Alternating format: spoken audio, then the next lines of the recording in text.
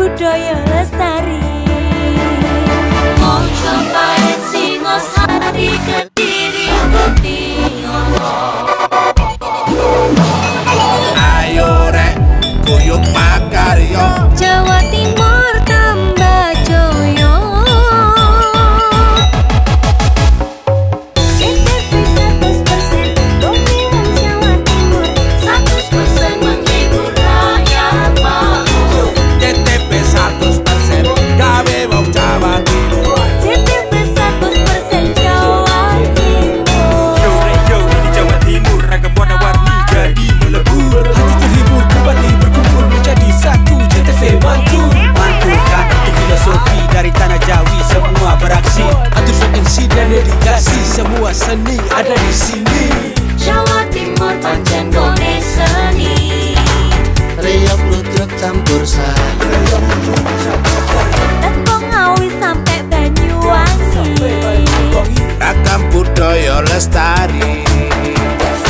Mojo Parit Singosari Kediri Kutingono. Ayo rek guyub makarya, Jawa Timur tambah joyo. CTV 100% gone wong Jawa Timur. 100% menghibur rakyat makmur. CTV 100% gawe wong Jawa Timur. CTV 100% Jawa Timur. CTV 100% gone wong Jawa Timur. 100% menghibur rakyat makmur. CTV 100% gawe wong Jawa Timur. CTV 100% Jawa Timur.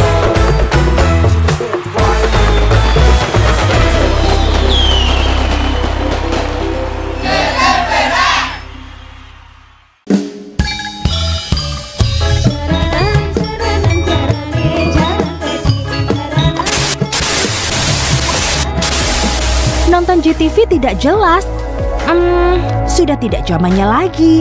Sekarang saatnya pindah ke TV digital.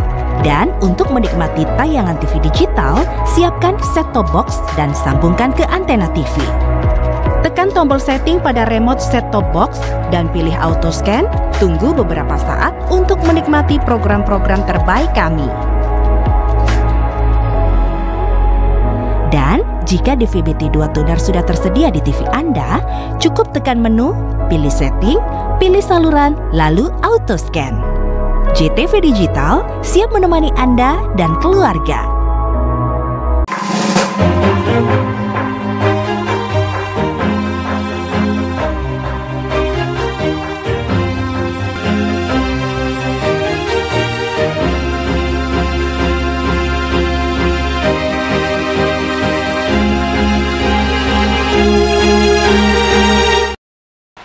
Assalamualaikum warahmatullahi wabarakatuh. Jumpa kembali pemirsa JTV di acara kita Dokter Menjawab. Acara hasil kerjasama antara JTV Pacitan dengan RSUD Dr. Darsono Kabupaten Pacitan. Dan perjumpaan ini masih di awal 2024. Tentunya keluarga besar JTV Pacitan mengucapkan selamat tahun baru 2024.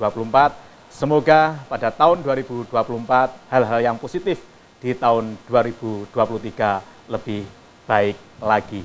Baik pemirsa JTV, pada kesempatan Dokter Menjawab kali ini kita akan membahas tentang seputar penyakit karies yang tentunya tidak asing lagi karena penyakit tersebut sering kita temukan di tengah-tengah masyarakat karena berkaitan dengan penyakit gigi. Dan telah hadir di studio JTV Pacitan, Dr. Gigi Nur Azizah, spesialis konservasi gigi. Ya, Assalamualaikum Dok, selamat malam. Ya. Kabar sehat ya Dok ya? Ya. Terima kasih diucapkan karena di sela-sela kesibukan menyempatkan hadir di studio JTV Pacitan. Dan saya sampaikan juga selamat tahun baru, Dr. Azizah. Ya. Dok, tadi sudah saya sampaikan di awal bahwa tema kita pada kesempatan ini adalah karies ya. Berkaitan dengan kalau orang awam mungkin menyebutnya itu penyakit gigi, utamanya rowok misalnya gitu ya, berlubang dan sebagainya. Akan tapi dari segi medis tentu punya definisi yang lebih rinci dan sistematis, Dok. Sebenarnya penyakit ini apa sih, Dok? Jadi karies gigi atau gigi berlubang itu adalah suatu penyakit yang disebabkan oleh adanya aktivitas dari bakteri. Jadi bakteri penyebab karies ini dia akan membuat mineral-mineral yang ada di dalam gigi kita ini akan hilang sehingga akan terjadi karies ini. Nah, penyebabnya berbagai macam, yaitu ada banyak faktor, mulai dari faktor lokal maupun faktor sistemik bisa terjadi. Dari adanya karbohidrat yang ada di dalam mulut kita, adanya bakteri itu sendiri, adanya ludah, kandungan ludah di dalam mulut, dan masih banyak lagi termasuk ada faktor dari sosial ekonomi, pendidikan, dan sebagainya. Jadi sebenarnya multifaktoral ya penyakit ini ya Dok ya. Nah, berkaitan dengan penyakit yang saya kira sering juga ya dikeluhkan oleh masyarakat dimanapun tentang penyakit gigi. Sebenarnya mengapa itu terjadi kalau di Indonesia sendiri, Dok? Ya, sebelumnya saya akan sedikit mengupas bahwa karies gigi ini adalah angka kejadiannya di Indonesia ini adalah 80%. Jadi dari misalkan 100 orang itu yang bebas karies, yang giginya tidak ada kariesnya itu cuma 20 orang. Nah, kenapa hal ini bisa banyak terjadi? Karena mungkin berkaitan dengan gaya hidup kita juga dan tata cara kita, pengetahuan kita, mindset kita terhadap penyakit gigi ini sendiri. Ya. Seperti itu. Nah, ya kalau kita lihat kan masyarakat kita itu juga rajin ya Dok, sikat gigi atau pola-pola pembersihan yang lainnya. Mengapa itu tidak membantu? Jadi selain adanya faktor yang dari luar, dari kita sudah sering membersihkan, dari kita sudah sering makan makanan yang berserat, yang tidak lengket-lengket, tapi kok tetap saja terjadi karies itu karena dari dalam tubuh kita. Jadi salah satu yang sering orang lupakan itu adanya ludah. Ya, jadi Allah memang Maha Kuasa dengan segalanya. Jadi adanya sesuatu itu sebenarnya sudah diberikan oleh Allah itu antisipasinya.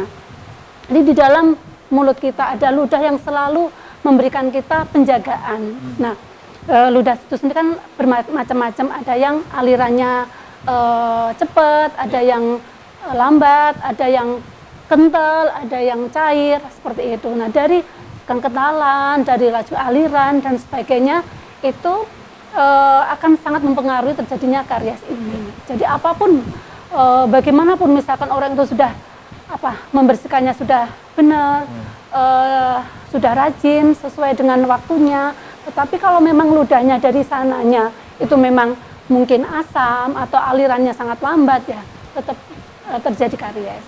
Tapi dari segi pengalaman dokter ya menangani penyakit ini, sebenarnya paling dominan itu kalau di Pacitan ya, dalam konteks Pacitan itu lebih banyak disebabkan yang mana, Dok? Makanan, Makanan ya. Iya. Mengapa demikian? Mungkin karena gaya hidup kita, anak-anak itu yang apalagi anak-anak itu kan dia kan emailnya kan sangat tipis. Email tipis ini sangat mudah, begitu dia emailnya terbuka, akhirnya langsung bakteri bisa gampang sekali untuk masuk ke dentin dan di bawah dentin. Nah, mungkin dengan kemajuan zaman, makanan jajanan-jajanan itu sekarang kan luar biasa, ya itu mungkin yang terlebih lagi anak-anak itu sangat susah untuk membatasi. Itu berarti paling dominan kalau dari segi umur itu memang terjadi pada anak-anak atau semua level bisa terkena paling penyakit ini, banyak Dok? anak-anak Anak-anak, ya, ya. karena dia juga didukung oleh adanya anatominya yang emailnya tipis itu. Akan tapi kalau di awal misalnya anak itu kena misalnya ya karies ini, itu ada kemungkinan masih ada perbaikan kalau di anak ya, Dok ya? Kalau anak-anak kan nanti kan gigi dewasanya akan muncul gitu. Iya. Jadi pada saat gigi anak-anak yang misalnya sudah terkena karies, dia bisa selalu menjaga, mulai sejak dini dia menjaga. Begitu gigi dewasanya tumbuh, mungkin dia bisa menjaga biar terhindar dari karies. Iya. Dok, sekarang menarik ya, kita sudah mengetahui penyebabnya. Sebenarnya kalau sudah terjadi gitu ya, kalau sudah terjadi itu bagaimana cara untuk mengatasinya, Dok? Iya. Ya. Jadi pertama kali memang harus rutin untuk periksa ke dokter gigi minimal 6 bulan sekali. Nah, dari hasil pemeriksaan dokter gigi itu nanti kan akan terlihat, oh ini sudah ada kayaknya ada putih-putih, belum karies, belum mungkin nggak ada rasa sakit atau apapun, pasien juga tidak mengetahui kalau itu ada karies ya. Nah, tapi dengan adanya pemeriksaan di dokter, wah ini sudah ada putih, berarti sudah ada mulai aktivitas karies itu sudah mulai terjadi. Nah, kalau sudah ada seperti ini, mungkin bisa dibantu dengan aplikasi Flor atau seperti itu, atau mungkin lebih diedukasi tentang bagaimana cara membersihkannya, bagaimana cara harus mengatur dietnya, seperti itu. Dan nanti misalkan dari hasil pemeriksaan itu sudah terjadi lubangnya sudah masuk ya, berarti harus kita lakukan tumpatan atau penambalan. Supaya tidak berlanjut. Karena kalau berlanjut juga bakterinya bahaya juga ya, Dok. Dok, tadi disampaikan di awal tadi ya, misalnya untuk mengenal itu sebenarnya ada bibit-bibitnya atau gejala-gejala awalnya. Sebenarnya gejala-gejala awalnya selain tumbuh putih-putih atau apa itu apa saja, Dok, ini untuk mengenali bahwa ini akan menuju ke karies tadi? Jadi gini, gigi kita itu kan ada susunannya, ada paling luar itu ada email, di bawah email itu ada dentin, di bawah dentin itu ada pulpa yang isinya saraf dan sebagainya. Nah, pada saat lubangnya sudah mencapai ke email, itu pasien tidak merasakan apa-apa. Pokoknya pasien kadang-kadang tidak tahu kalau ada di giginya itu ada penyakit, ada karies ini. Nah, begitu dia sudah mencapai daerah dentin, mulai terasa. Misalkan minum manis kok celeng, minum dingin kok celeng, seperti itu mulai terasa. Kalau dibiarkan tentu saja akan tambah masuk sampai ke bagian pulpa. Nah, di dalam pulpa ini nanti kadang-kadang pada saat kita tidur akan terasa nyeri yang hebat, seperti itu. Dokter Nur, kita tahan dulu ya, masih ada beberapa pertanyaan berkaitan diskusi kita. Pemirsa JTV, masih akan lanjut diskusi kita tentang seputar penyakit gigi yang disebut dengan karies, tapi kita akan kembali setelah pesan-pesan berikut ini.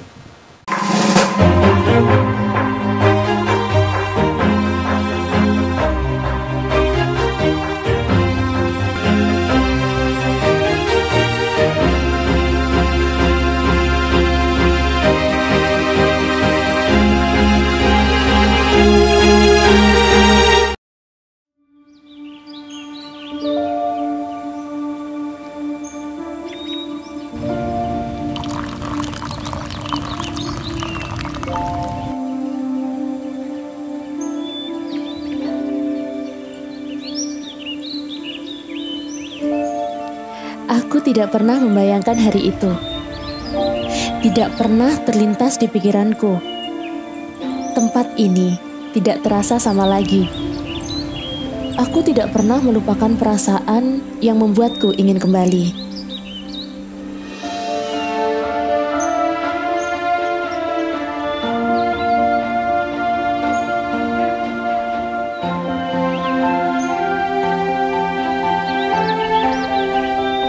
Jantungku terus berpacu melihat wisata Pacitan yang baru.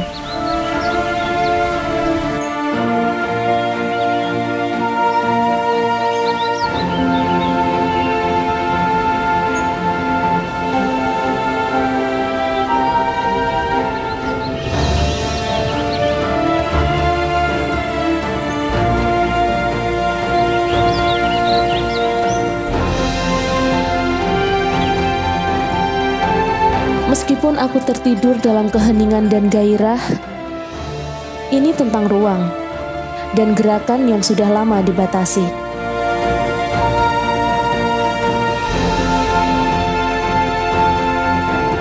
Aku menulis cerita ini dan siap mencari jawabannya.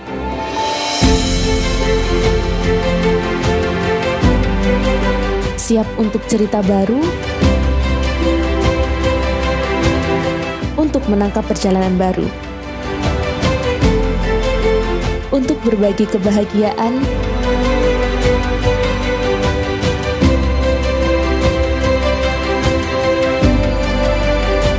karena untukku, untuk kita.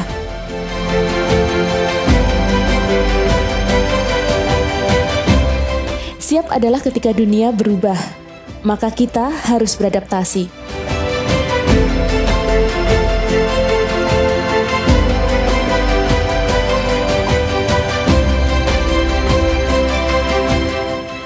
Sekarang aku telah menemukan pikiran yang lebih kuat.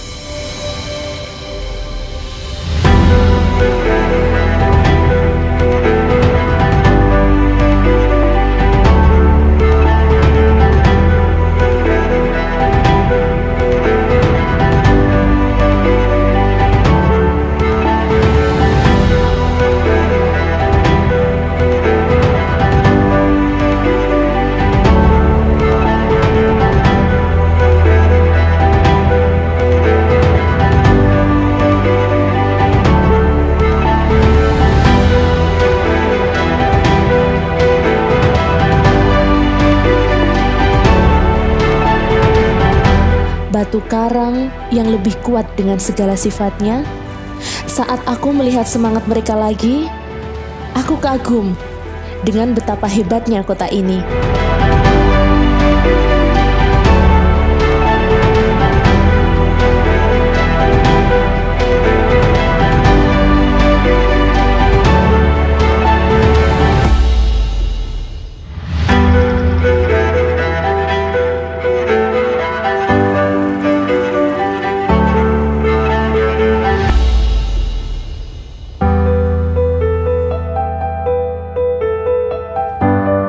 Cerita dimulai di sini, dari kehangatan antara manusia dan alam dalam tubuh.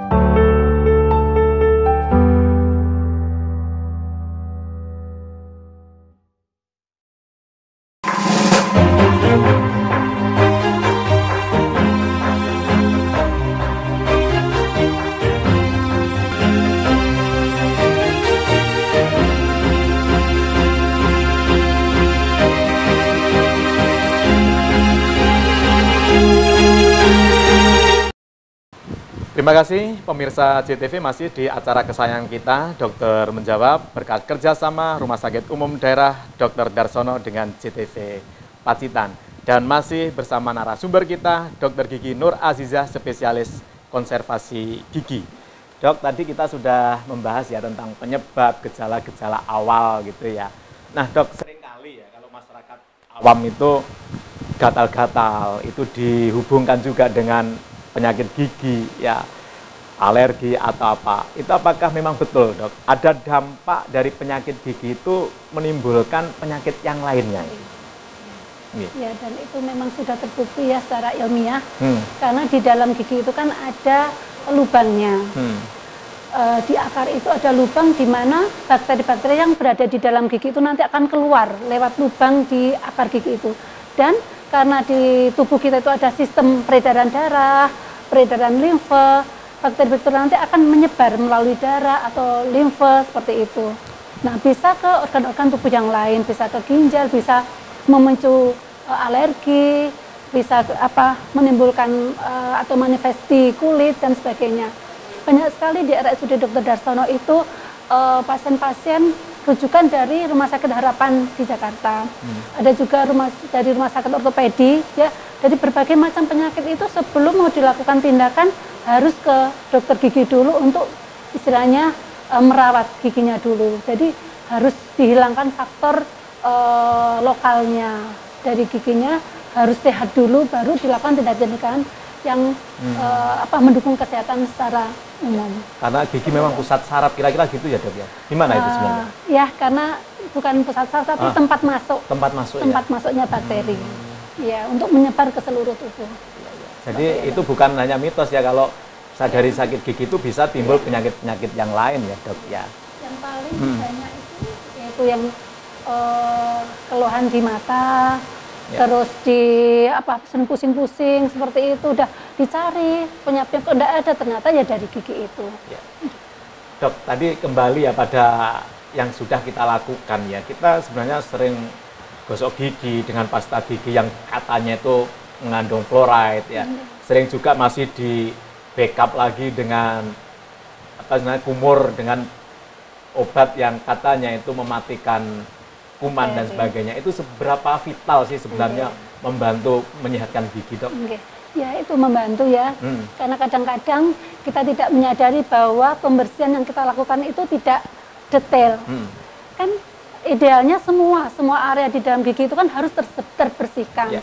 Apalagi ada anatomi dari gigi itu yang ada gigi itu bentuknya ada cekungan-cekungan.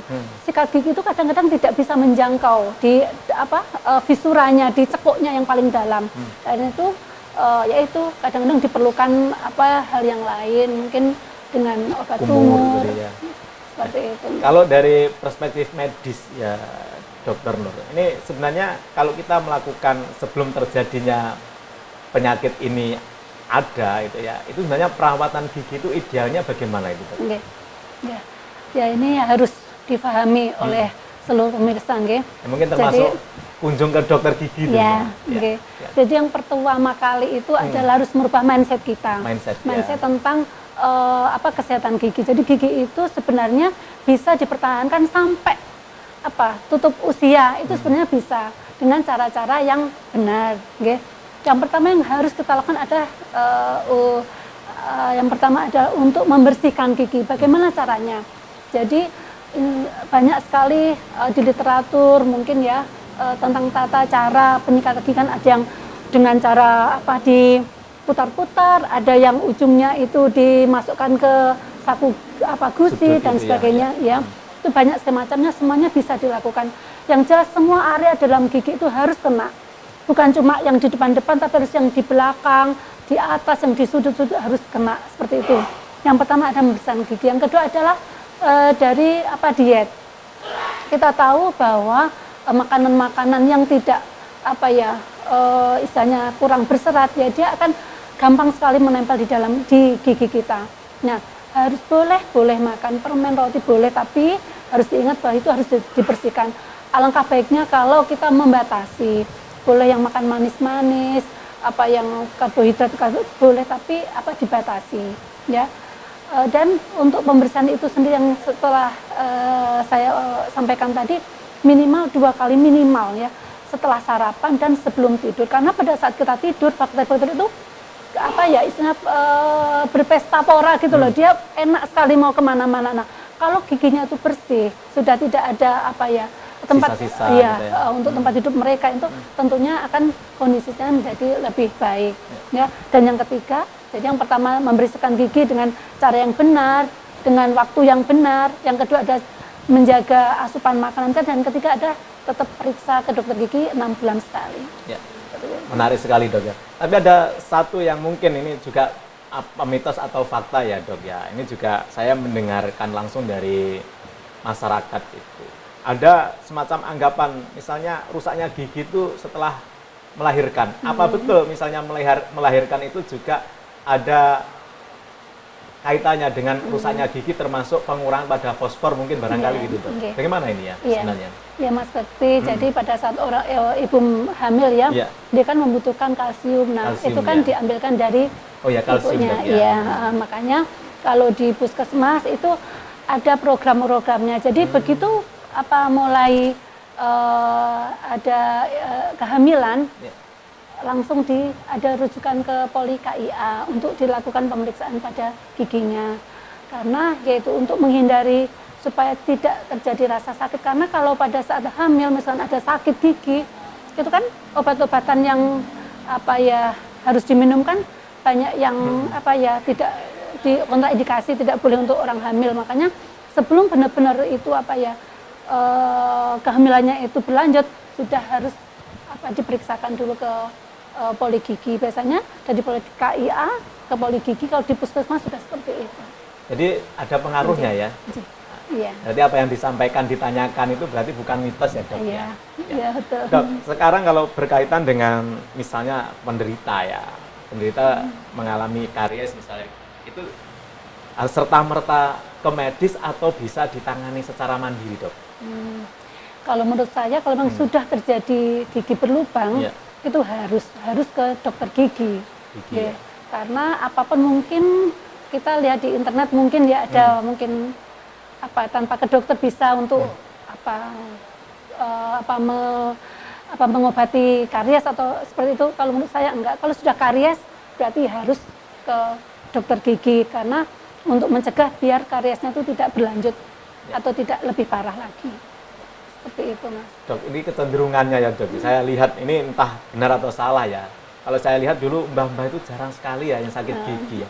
Tapi ini kok kalau semakin modern kok malah banyak yang mengeluhkan sakit gigi. Ini ada kaitannya dengan apa ini, Dok? Apakah hanya pada pola makan atau ada faktor yang lain ya, Dok ya? Kalau zaman dulu kan memang tidak seperti sekarang ya. Misalkan orang aja makannya itu kan apa yang kita punya, di samping kita ada sayur apa ya itu yang kita makan ya.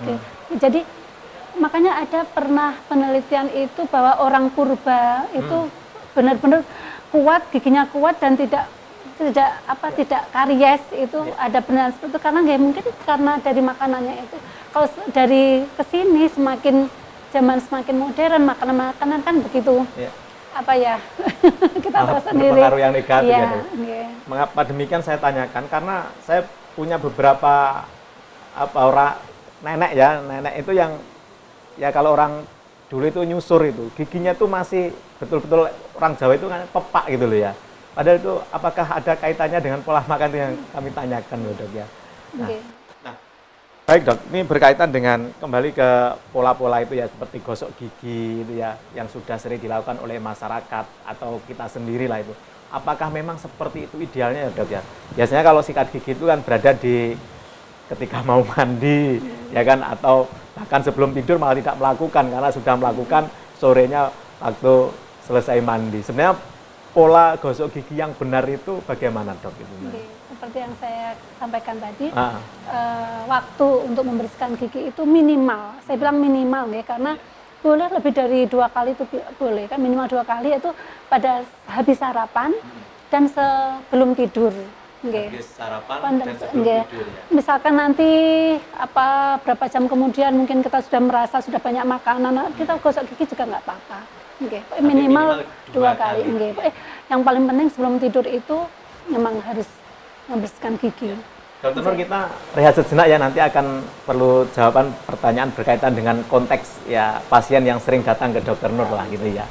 Baik pemirsa JTV, menarik sekali perbincangan kita seputar karies yang tentunya masyarakat tidak asing lagi, yaitu berkaitan dengan penyakit gigi. Dan tetap di channel JTV Pacitan, kami akan kembali setelah yang satu ini.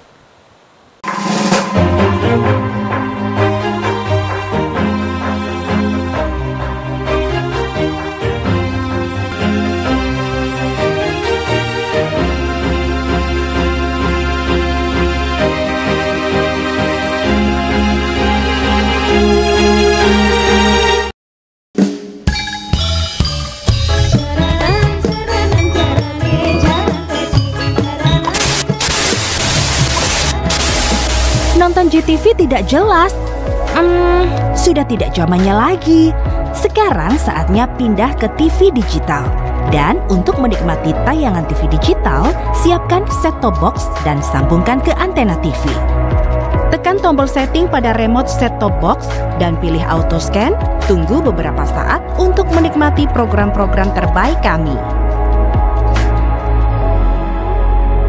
Dan jika DVB-T2 tuner sudah tersedia di TV Anda, cukup tekan menu, pilih setting, pilih saluran, lalu auto scan.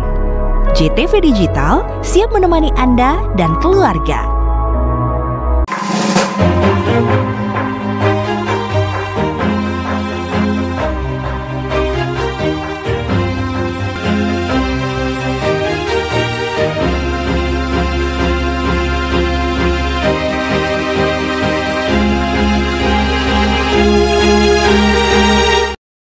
Terima kasih pemirsa JTV Pacitan, masih di Dokter Menjawab bersama Dr. Gigi Nur Aziza, spesialis konservasi gigi.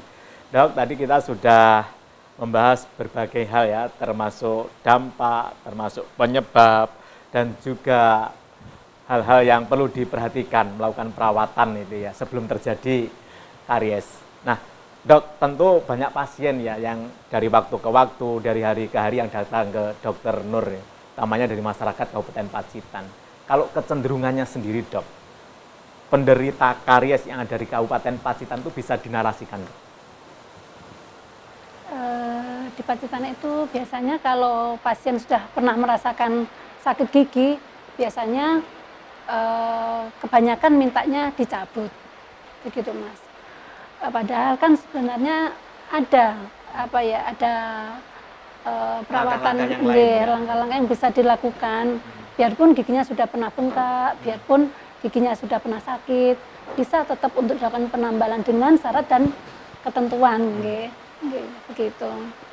Nah, jadi begini, misalkan ada pasien yang datang kondisinya kariesnya itu masih dangkal, masih di email atau dentin, itu nanti akan langsung bisa dilakukan tumpatan, bisa langsung dilakukan penambalan dengan bahan-bahan yang bermacam-macam. Tapi ada kalanya kalau sudah pernah sakit, itu berarti kan tidak bisa langsung untuk dilakukan penambalan, karena di dalamnya kan mungkin ada bakteri. Nah, ini bakterinya ini dihilangkan dulu, dibersihkan dulu, disterilkan dulu. Sesudah tidak sakit baru boleh ditambal. Karena itu untuk tindakan penumpatan ya atau tambal gigi ini kadang-kadang memerlukan waktu yang 4 kali, kadang-kadang 5 kali. Nah, kadang-kadang pasien-pasien ini mungkin tergantung mindsetnya. Kalau memang dia memang kekeh dalam ini mempertahankan kesehatan giginya, biasanya memilih untuk tetap dilakukan menumpat nih perawatan gigi ini, walaupun dia harus datang beberapa kali.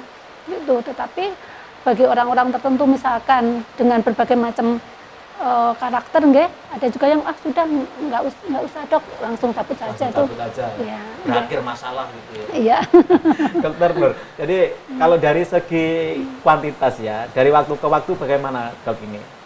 Jumlah dari pasien yang datang itu semakin sedikit atau semakin banyak itu ya, yang konteks Pacitan ya? Iya, alhamdulillah yang minta untuk dilakukan perawatan semakin banyak. Semakin banyak ya. Perawatan pas sebelum terjadi itu ya? Maksudnya untuk kalau zaman dulu pada saat saya masih di puskesmas, itu angka untuk yang dilakukan pencabutan dengan penambalan itu jomplang gitu. Biasanya datang pengen cabut.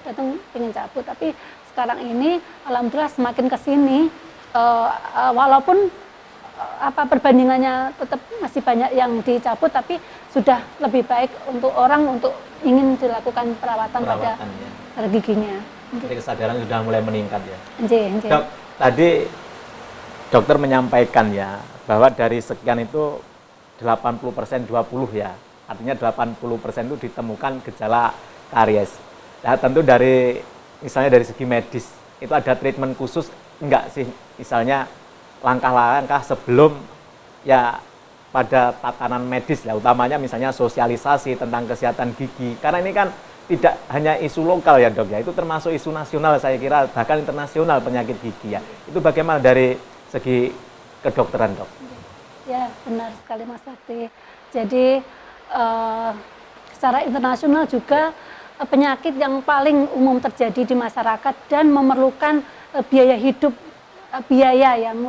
perawatan yang tidak sedikit itu ya, karies ini, penyakit gigi ini. Selain dia memerlukan biaya yang lumayan pada saat dilakukan perawatan, dia juga akan mengganggu aktivitas, mengganggu produktivitas. Karena di sebuah penelitian dikatakan bahwa dari orang yang sakit gigi ini memerlukan waktu mungkin 3 sampai 4 hari untuk istirahat. Jadi yang biasanya mungkin dia bisa ke pasar untuk melakukan berdagang, karena sakit gigi dia nggak bisa. Mungkin orang yang harus mengajar karena sakit gigi, atau mungkin ada keluhan jadi tidak ke sekolah seperti itu. Emang nah, langkah-langkah yang dilakukan oleh pemerintah juga sudah banyak nih Mas. Ini juga pemerintah mencanangkan bebas karies 2030. Jadi Indonesia emas ya. Jadi itu bebas karies 2030. Makanya di puskesmas lebih diperbanyak lagi untuk ke desa-desa, ke sekolah-sekolah untuk melakukan sosialisasi dan mungkin pemeriksaan. Seperti itu. Punya momen tersendiri dok di kalangan dokter gigi, misalnya kalau jantung itu misalnya Hari Jantung Dunia, kalau di dokter gigi bagaimana? Ada ya? Setiap kapan itu dok itu? Ada dua, jadi ada yang nasional dan ada yang internasional. Okay. Jadi ini sebagai bentuk perhatian bahwa ini merupakan penyakit yang perlu ditangani secara serius dok ya. Dokter Nur, kita berada di ujung perjumpaan ya. Mungkin dari sekian yang kita diskusikan tadi, ada hal yang masih perlu penekanan yang perlu dipahami oleh kita bersama. Monggo Dokter Nur. Ya. Baiklah pemirsa GTV, kita harus menyadari bahwa kesehatan gigi adalah sangat penting karena bisa mempengaruhi kesehatan pada tubuh pada umumnya, bukan hanya akibat yang diakibatkan untuk lokal saja, misalkan sakit gigi atau mungkin sampai misalkan dicabut, mungkin dia akan penggunaannya akan terganggu. Tapi yang paling berbahaya karena dia ada vokal infeksinya, karena penyakit gigi ini bisa penyebarannya ke seluruh tubuh dan menyebabkan gangguan pada tubuh yang lainnya. Karena itu sangat penting dilakukan sejak dini. Tindakan-tindakan atau pencegahan-pencegahan ya, yang utamanya adalah yang sangat penting ada untuk menjaga kebersihannya, menjaga asupan makanan, dan harus rutin ke dokter gigi 6 bulan sekali, seperti itu. Terima kasih Dr. Nur Azizah, spesialis konservasi gigi, telah hadir di studio CTV Pacitan, telah memberikan berbagai penjelasan seputar karies. Baik pemirsa CTV, demikian diskusi kita dalam Dokter Menjawab yang merupakan hasil kerjasama CTV Pacitan dengan RSUD Dr. Darsono Kabupaten Pacitan, yang pada kesempatan ini kita bertemakan mengenali atau seputar karies. Dan hadir di studio tadi Dr. Gigi Nur Azizah, spesialis konservasi gigi. Baik, jumpa lagi di segmen Dokter Menjawab di lain kesempatan. Semoga yang kita diskusikan memberikan wawasan dan menambah pengertian, pemahaman kita berkaitan dengan kesehatan gigi, dan tentunya harapannya gigi kita dari waktu ke waktu semakin sehat dan kita bisa menjadi masyarakat yang lebih berkualitas. Terima kasih, jumpa lagi di lain kesempatan.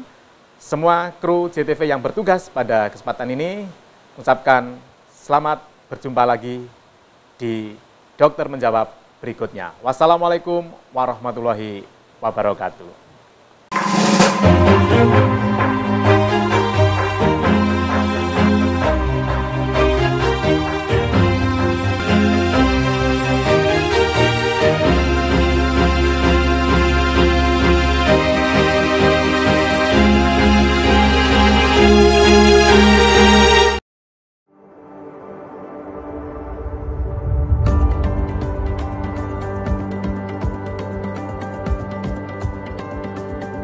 Assalamualaikum warahmatullahi wabarakatuh. Semoga masyarakat Pacitan pindah datang TV digital lan dukung migrasi TV digital Indonesia.